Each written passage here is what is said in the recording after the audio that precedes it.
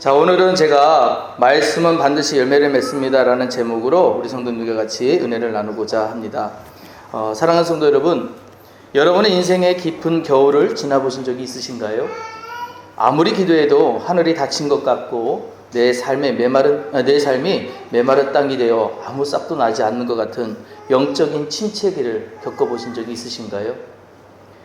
오늘 본문의 배경이 바로 이스라엘 백성들에게 그러한 삶을 이야기하고 있는 부분이었습니다.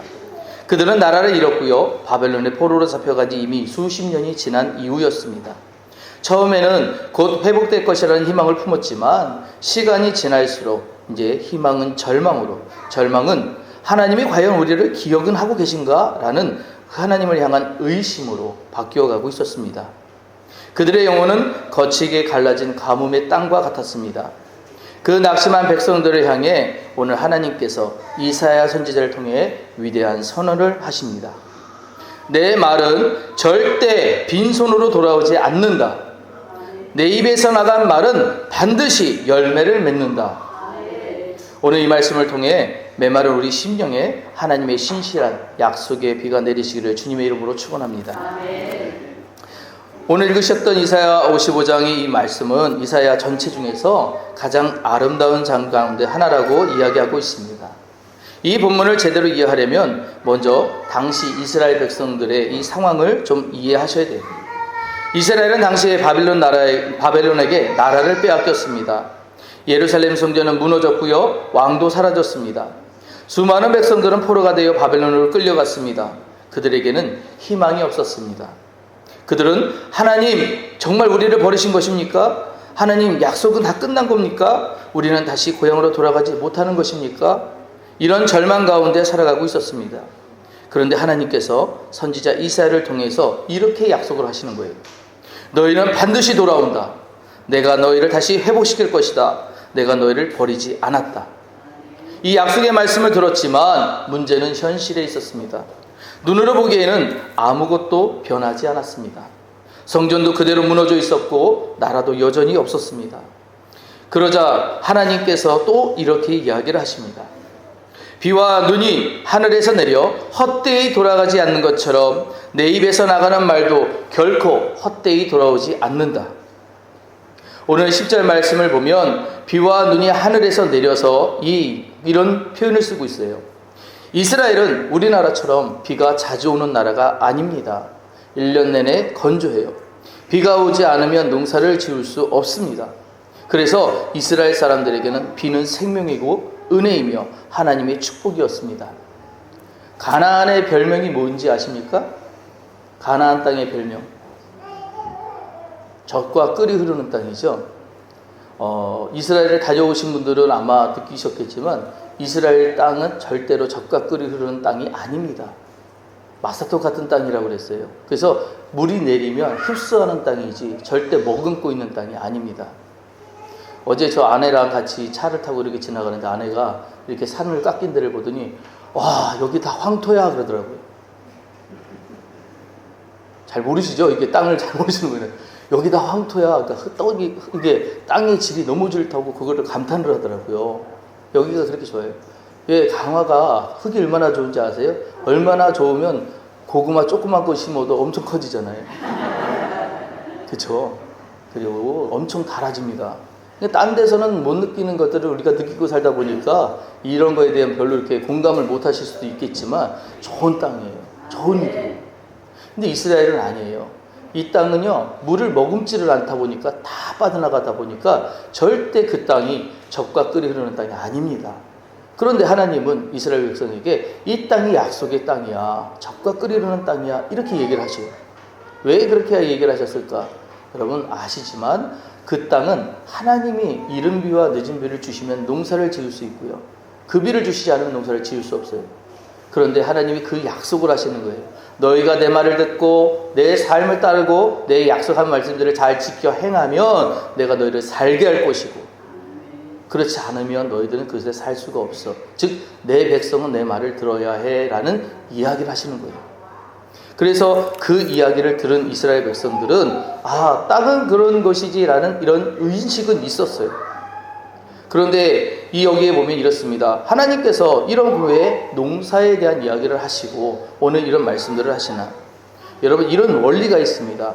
하나님은 자연의 원리를 통해 이렇게 이야기를 하시는데 비는 내리면 반드시 땅을 적십니다. 맞지요?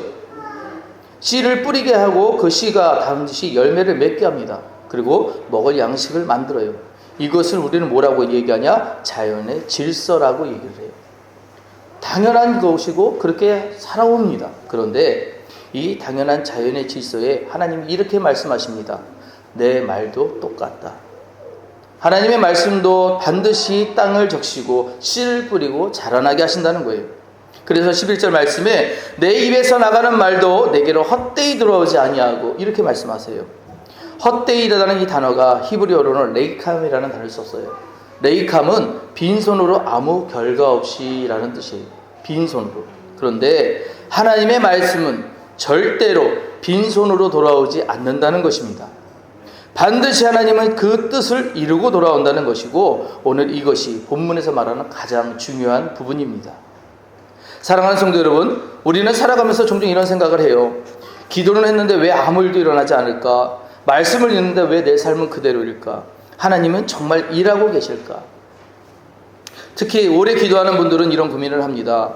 자녀를 위해 수십 년을 기도를 했는데, 가정을 위해 기도를 했는데, 건강을 위해 기도를 했는데, 그런데 눈에 보이는 변화가 없습니다. 그러면 우리는 쉽게 낙심합니다. 하나님이 듣지 않으시는 건 아닐까? 그런데 오늘 그런 질문에 하나님이 이렇게 대답하시는 거예요. 아니다. 너는 보지 못하지만 나는 일하고 있다. 비가 땅속에서 씨앗을 자라게 하듯 내 말씀도 보이지 않는 곳에서 역사하고 있다라고 말입니다. 씨앗을 심는 날은 열매를 맺지 않습니다. 비가 내린다고 그 다음날 추수하지 않아요. 시간이 필요합니다. 그러나 한 가지는 분명합니다. 생명이 이미 시작되었다는 것이에요. 하나님의 말씀도 그렇습니다. 우리가 보지 못하는 동안에도 말씀은 우리의 마음을 바꾸고 생각을 바꾸고 인생을 바꾸기 시작합니다. 하나님의 말씀은 반드시 역사합니다. 그래서 10절과 11절에 비와 하나님의 말씀을 비교하고 그 이야기를 하고 있는 것이에요. 비가 내리면 누가 명령하지 않아도 씨앗은 싹을 틔웁니다. 땅은 생명을 키웁니다. 열매를 맺습니다. 왜 그럴까요? 왜 그렇게 될까요? 하나님이 그렇게 창조하셨기 때문이에요. 마찬가지입니다. 하나님의 말씀도 듣는 즉시 모든 것이 변하는 것처럼 보이지 않습니다. 그러나 말씀은 조용히 그러나 강력하게 우리 안에서 일하기 시작합니다. 우리는 종종 눈에 보이는 변화만 하나님의 역사라고 생각합니다. 그러나 하나님은 보이지 않는 곳에서 먼저 일하십니다. 땅속에서 씨앗이 자라는 것처럼 우리의 영혼도 말씀 안에서 자라나게 돼요. 예배 드릴 때도 그렇습니다. 오늘 말씀을 듣고 아무 감동이 없는 것처럼 느껴질 수도 있어요. 여러분, 지난주 제 설교 제목이 뭐였지요? 질문할지 모르셨지요? 네. 당황스러우시죠? 괜찮습니다. 잊어버릴 수 있어요. 그런데 그래도 자라나고 있다는 거예요. 어릴 때 집집마다, 제가 어렸을 때는 집집마다 가정에 그 한쪽 교퉁이에 이렇게 시루를 만들어 놓고 콩나물을 키웠습니다. 여러분도 아마 그러셨을 거라고 생각해요. 근데 저희 어머니가 저한테 꼭 그 시루에 물을 주라고 하셨어요. 세상에 참 한심하다 생각한 게 그거였어요. 왜냐하면 콩나물 시루에 물 부으면 물이 다 어떻게 돼요? 다 빠지죠? 그 뭐하러 집어넣지? 그 매번 그 물을 집어넣으라고 하는 거예요. 그래서 투덜투덜 대면서 그 물을 집어넣는데 아니 그냥 담궈놓으면 될걸. 아닌가요? 담궈놓으면 될걸 저를 뭐하러 저렇게 물을 집어넣나 라고 생각을 하고 그래도 이제 순종하는 마음에 시킨 대로 했는데 어느 날 보니까 콩나물이 자라있더라고요. 물은 빠져나갔는데 그게 콩나물을 자라게 하더라고요. 여러분, 저는 말씀도 마찬가지라고 생각해요. 예배도 마찬가지라고 생각해요.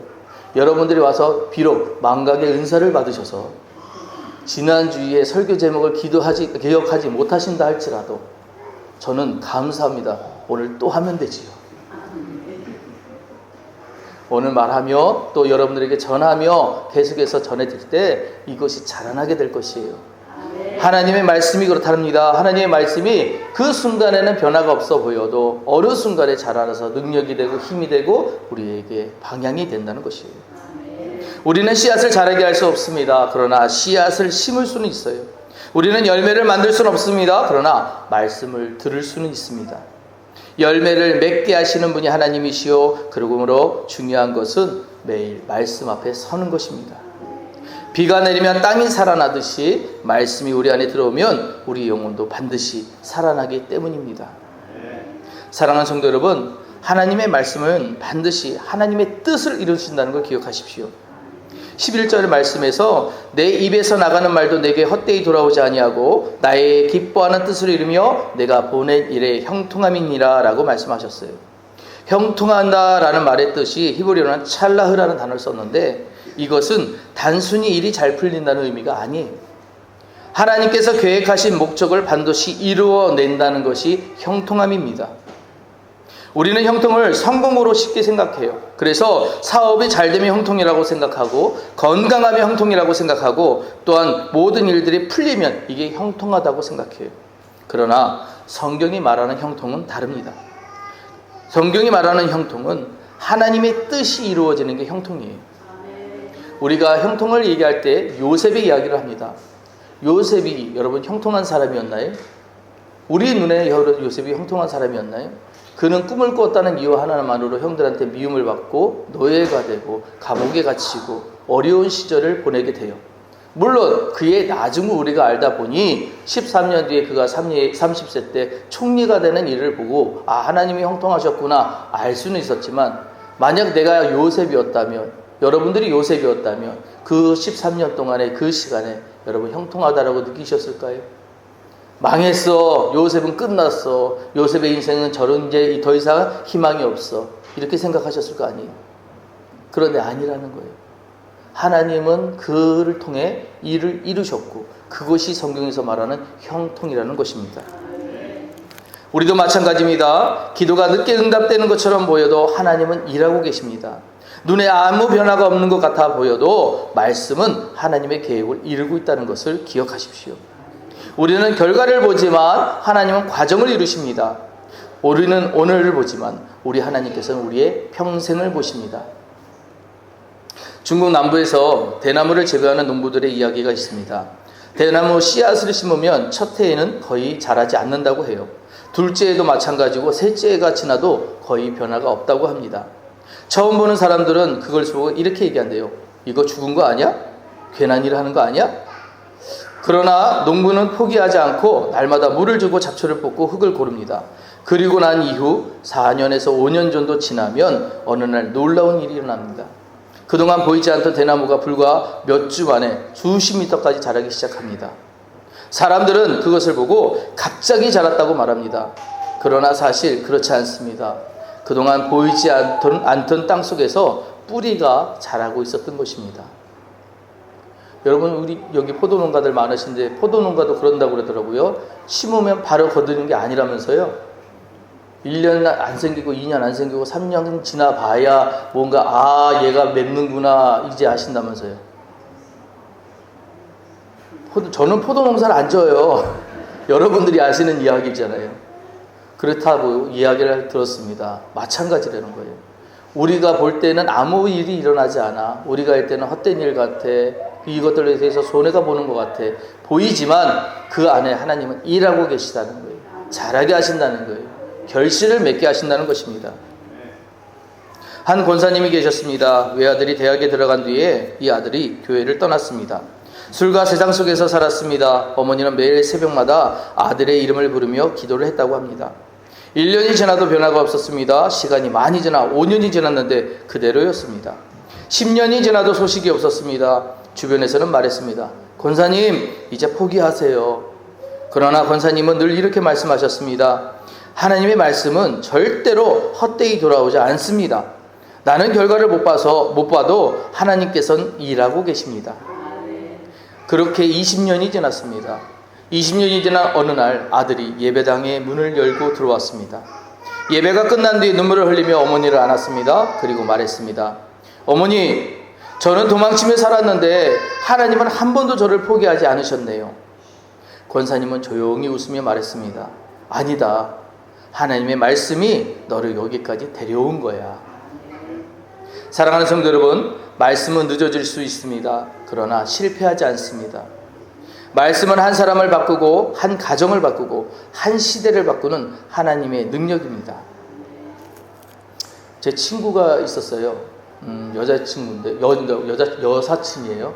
그러니까 저희 여사친이 있었는데 이 친구가 대학교를 가고 나서 CCC라는 이제 그떤 단체에 들어가서 이제 하나님을 영접을 하고 나서 내가 하나님을 위해 살아야 되겠다 해서 간사가 됐습니다.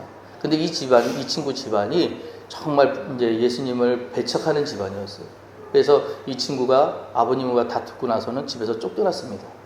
그래서 그렇게 부모님께 가지 못한 채로 이제 이 친구가 몇 년을 7년을 부모님과 떨어져서 사는 거예요. 그 시간 동안 이 친구는 부모님을 위해서 열심히 기도했어요. 이 부모님들이 마음이 좀 풀어지기를, 그리고 하나님을 영접하기를 기도했습니다. 7년이 지난 어느 날 어머니가 갑자기 전화를 하셨어요. 야, 너 바쁘냐? 아니요. 집에 좀 와라. 왜요? 이렇게 그 집도 포도하는 집이었거든요. 포도가 너무 힘들어서 너가 좀 도와줘야 될 것 같아. 그래서 이 친구는 이제 순종하는 마음에 내려왔대요. 내려와서 이제 포도 일을 같이 도와드리면서 일을 하는데 엄마가 물어보더라는 거예요. 야, 예수가 그렇게 좋으냐? 예수가 왜 좋으냐? 물어보더라는 거예요. 그래서 엄마, 예수님은 하면서 자기가 지금까지 알고 있던 예수님에 대해서 쫙 얘기를 했대요. 이 포도 일을 하는 게 한두 시간에 안 끝나잖아요. 그죠? 제가 농사 짓는 게 아니잖아요. 포도 일을 하는 게 한두 시간에 끝나는 게 아니잖아요. 며칠을 계속 이제 이야기를 하면서 자기가 아는 모든 예수님 이야기를 다 해드렸대요. 그러니까 성경에 대해서 쫙 풀어드린 거예요. 그러면서 아는 모든 얘기를 다 했는데 마지막 날 이 어머니가 그러시더래요. 야, 그렇게 좋은 예수면 나도 한번 믿어볼까? 할렐루야. 나도 한번 믿어볼까? 이러시더라는 거예요. 이 친구가 그 자리에 무릎 꿇고 앉아가지고 펑펑 대고 울었대요. 기도가 응답이 된 거잖아요. 7년 만에 응답이 온 거예요. 너무 기뻐서 그 주일에 어머니를 모시고 교회를 간 겁니다. 어머니가 교회 가면 아버지가 올까요? 안 올까요? 어머니가 교회 가면 아버지가 와요? 안 와요? 안 와요? 이 친구는 이제 어머니만 모시고 갔어요. 왜? 아버지가 안 간다고 버티시니까. 절대로 안 간다고 막 그러시니까. 그래서 어머니만 모시고 가가지고 예배를 드리는데 마음이 그렇더래요. 아버지가 와 있을 것 같더라는 거예요. 아버지가 올 것 같더라는 거예요. 그래가지고 이제 아버지를 해서 기도를 하고 일어서는데 이제 인사하고 뒤돌아서 옆 사람 인사하고 뒷 사람 인사하는데 저기 맨 끝에서 아는 사람 어디서 익숙한 얼굴이 앉아 계시더래요. 누굴까요? 아버지가 오신 거예요. 아버지가 따라오신 거예요. 그래서 아니 아빠 왜 오셨으면 앞에 같이 앉지, 거기 앉아 계셨어요. 그랬더니 네 엄마가 갔잖아 그러면서 엄마 따라 오신 거래요. 자기는 예배드리러 온 게 아니라. 근데 그분도 영접하셨어요. 제가 이 말씀 드리는 건 뭐냐면 하나님은요 그 계획을 하나님의 때가 있어서 이루시는데 우리 눈에는 보이잖아요. 7년이라는 시간이 지나서야 결실이 된 거예요. 시간이 지나서야 그것이 이루어진 거예요. 근데 우리는 그 때를 못 참아요. 지금 이루어주세요. 지금 바꿔주세요. 지금 결실하게 해주세요. 우리의 시간이 아닌 하나님의 시간을 기다리지 않은 지혜가 필요하다는 것입니다. 하나님의 말씀은 결국 우리의 인생을 새롭게 합니다. 그래서 13절 말씀에 이런 얘기가 있었어요. 잣나무는 가시나무를 대신하여 나며 화석류는 찔레를 대신하여 날 것이라. 이것이 여호와의 이름이 되며 영영한 표징이 되어 끊어지지 아니하리라. 이 말씀은 단순히 나무 이야기가 아닙니다. 성경에서 가시나무는 죄와 저주의 상징입니다. 창세기 3장에서 인간이 죄를 짓자 하나님께서 말씀하셨습니다. 땅이 내게 가시덤불과 엉겅퀴를 댈 것이다. 가시는 죄의 결과였습니다. 저주의 열매였습니다.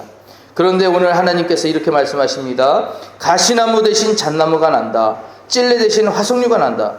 이것은 저주의 자리에서 은혜가 찾아온다는 것입니다. 절망의 자리에 소망이 찾아온다는 것입니다.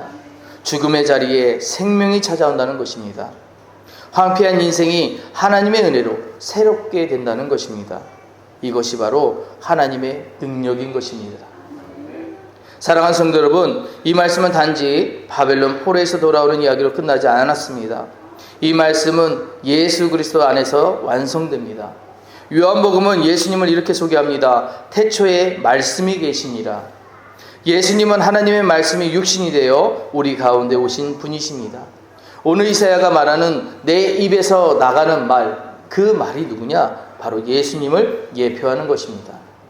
예수님이 이 땅에 오셔서 병든 사람을 살리셨습니다. 절망한 사람들에게 소망을 주셨습니다. 죄인을 용서하셨습니다. 죽은 자를 살리셨습니다. 그리고 마침내 십자가에서 우리 죄를 대신해 지셨습니다. 놀라운 사실은 예수님께서 십자가를 지실 때 쓰셨던 것이 가시관을 쓰셨다는 것이에요. 이것은 우연이 아닙니다. 창세기의 저주를 예수님께서 대신 지신 예표인 것입니다. 우리의 가시를 주님께서 대신 쓰신 것입니다.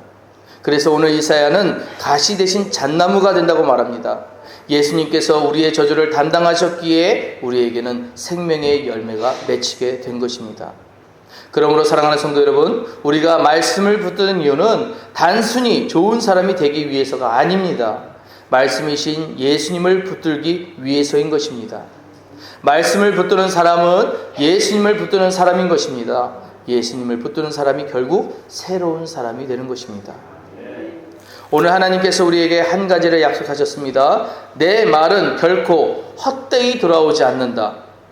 우리는 조급해요. 오늘 심고 내일 열매를 원해요. 오늘 기도했으면 내일 응답을 원합니다. 오늘 말씀을 읽고 내일 인생이 달라지기를 바랍니다. 그러나 하나님은 농부처럼 일하십니다.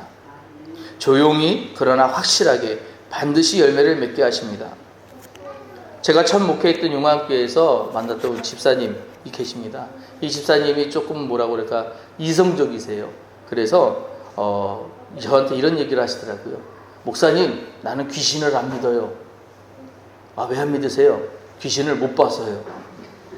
그러면 예수님은 믿으세요? 아, 예수님은 믿어야 되겠죠? 예수님도 못 봤잖아요. 제가 물어봤어요. 그래도 예수님은 좀 믿을만 하대요. 근데 귀신은 못 믿겠대요. 여러분, 이런 분이셨는데 이분하고 대화를 하던 중에 제가 놀라운 걸 하나 발견했어요. 이분이 손을 가만히 두시지 않으세요. 계속 움직이시는 분이세요. 밭에 나가가지고 돌을 고르고 계실 때 제가 가가지고 신방을 갔습니다. 거기를 가서 얘기를 하는데 계속 얘기를 하시는데 시작할 때와 끝날 때 보니까 진짜 밭에 돌 하나도 없이 다 고르내시는 거예요. 말하시면서 살살살 골라내시는데 세상에 어떻게 그렇게 잘 골라내시는지 돌만 싹싹싹 골라내시는 거예요. 제가 그걸 보면서 뭘 느꼈느냐면 이런 걸 느꼈습니다. 아, 하나님이 일하신다는 게 이런 게 아닐까. 우리 눈에 보일 때는 저거 언제 다 고르나, 저거 언제 다 끝나나 이렇게 결과를 보는데 그 가운데서도 언젠가 조금씩 움직이는 것이지만 그것이 이렇게 결과를 내는 것들, 이런 것들을 하시는 것이 우리 하나님 역사가 아닐까 생각했던 적이 있습니다. 오늘 말씀에도 그런 거예요. 오늘 말씀에도 분명히 이야기하시는 건 내 말은 반드시 이루어진다. 그러나 확실하게 지금 당장이 아닌 하나님의 타임, 하나님의 때에 이루어진다는 것이. 이 약속의 말씀을 우리에게 말씀하신다는 거예요. 그래서 사랑하는 성도 여러분, 세상은 얘기해요.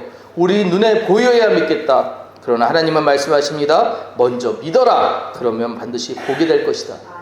믿음은 바라는 것들의 실상이요 보지 못한 것들의 증거니 너희 선지자들이 이로써 증거를 얻었느니라. 믿음이 없이는 하나님을 기쁘시게 하지 못하라니 그에게 나아가는 자는 반드시 그가 계신 것과 그를 찾는 자들에게 상 주시는 이심을 믿어야 할지니라. 히브리서 11장 1절과 11장 6절의 말씀이에요. 이 말씀들이 우리에게 하시는 이야기들 뭡니까? 보이지 않는 것이지만 반드시 이루어질 것 믿고 가는 그게 성도라고 하는 것입니다. 혹시 지금 여러분의 인생이 겨울과 같습니까? 메마른 땅처럼 느껴지십니까? 아무 열매가 없는 것 같아 낙심하고 계십니까? 기억하십시오. 비가 내린 땅은 반드시 열매를 맺게 된다는 것이에요. 하나님의 말씀을 품은 인생도 반드시 열매를 맺게 된다는 것입니다. 지금은 보이지 않아도, 지금은 변화가 없어 보여도, 지금은 기도가 응답되지 않는 것 같이 보여도 하나님의 말씀은 지금도 여러분 안에서 역사하고 계십니다. 오늘 이 말씀을 듣고 여러분 인생에 하나님의 말씀이 역사하시는 걸 확실한 그런 성도들에게 주님의 뜻이 이루어지고 또한 그 믿음으로 이번 한 주간을 살아가시는 우리 모든 인상교회 함께 예배드리는 성도님 되시기를 주님의 이름으로 축복합니다. 기도하시겠습니다.